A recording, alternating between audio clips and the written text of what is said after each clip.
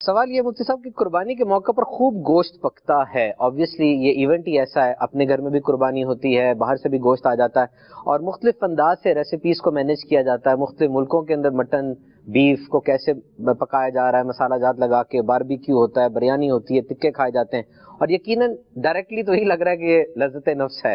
اور ہمیں تو ہمیشہ نفس کی مخالفت کا درس دیا جاتا رہا، تو یہاں پر یہ اپوزٹ نہیں ہو رہا؟ اس میں نفس کی لذت ہے، اس میں شک ہی کوئی نہیں۔ اگر آپ کو مٹن کھا کے مزہ نہیں آتا تو پھر تو آپ کو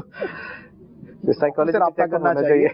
تو مٹن کھائیں گے مزہ آئے گا، اور بالکل نفس کی کو مزہ آئے گا، کوئی گردے پھپڑے کو تو مزہ نہیں آئے گا، نفس کو مزہ آئے گا۔ لیکن بات یہ ہے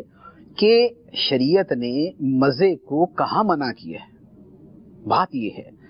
اللہ تعالیٰ نے انسان کو پیدا کیا اور اس میں بہت ساری خواہشات رکھی، ان خواہشات کی تسکین کے جائز طریقے بھی اللہ تعالیٰ نے سکھائے،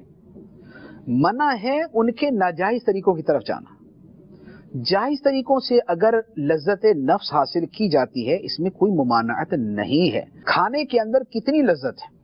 آدمی کھانے شروع کرے اور دنیا بھر کے حلال ریسیپیز جمع کرے تو میرا خیال حلال ریسیپیز ہی 1 لاکھ سے اوپر ہوں گی، اور اگر وہ ایک شیف رکھ لے اور صبح دوپہر شام تینوں ٹائم ڈیفرنٹ اس کو چیزیں کھلائے تو پوری زندگی گزر جائے گی، ریسیپیز ختم نہیں ہوگی۔ اس کے بارے میں یہ کہا جائے گا کہ یہ ایک غفلت کی علامت لگتی، لیکن ناجائز نہیں کہیں گے، ناجائز نہیں کہہ سکتے، جب حلال ہے سو حلال ہے۔ قرآن مجید کے اندر اللہ تعالیٰ ارشاد فرماتا ہے، فرمایا قل من حرم زینت اللہ التی اخرج لعبادہ والطیبات من الرزق، کہ اے حبیب تم فرماؤ کون ہے جو اللہ تعالیٰ کی اس زینت کو حرام قرار دیتا ہے جو اللہ نے اپنے بندوں کے لیے پیدا کی؟ کون ہے جو اس پاکیزہ رزق کو حرام قرار دیتا ہے جو اللہ تعالیٰ نے اپنے بندوں کو دیا؟ تو لہذا پاکیزہ کھانے، پاکیزہ رزق، پاکیزہ زینت یہ حرام نہیں ہے، حالانکہ ان کے اندر لذت ہوتی ہے۔ بات یہ ہے کہ ان چیزوں کا وہ پہلو کہ جو خدا سے غافل کر دے، جو آخرت سے غافل کر دے، جو نیکیوں سے دور کر دے، وہ چیز منع ہوتی ہے۔ تو اصل چیز یہ ہے کہ اللہ کی یاد سے غفلت نہ ہو، غفلت نہیں،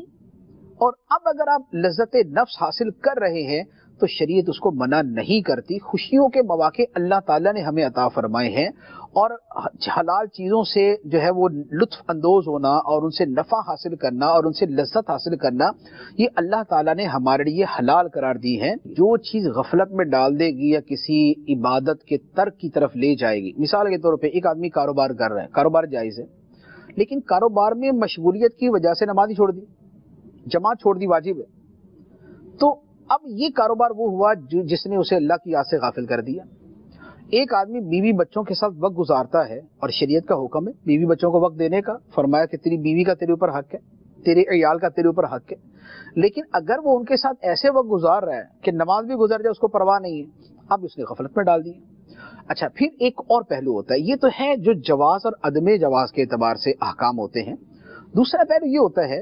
کہ بعض چیزیں احتیاط کے طور پہ بزرگان دین بیان فرماتے ہیں اور احادیث طیبہ کے اندر مذکور ہوتی ہیں۔ وہ کیا؟ وہ یہ ہے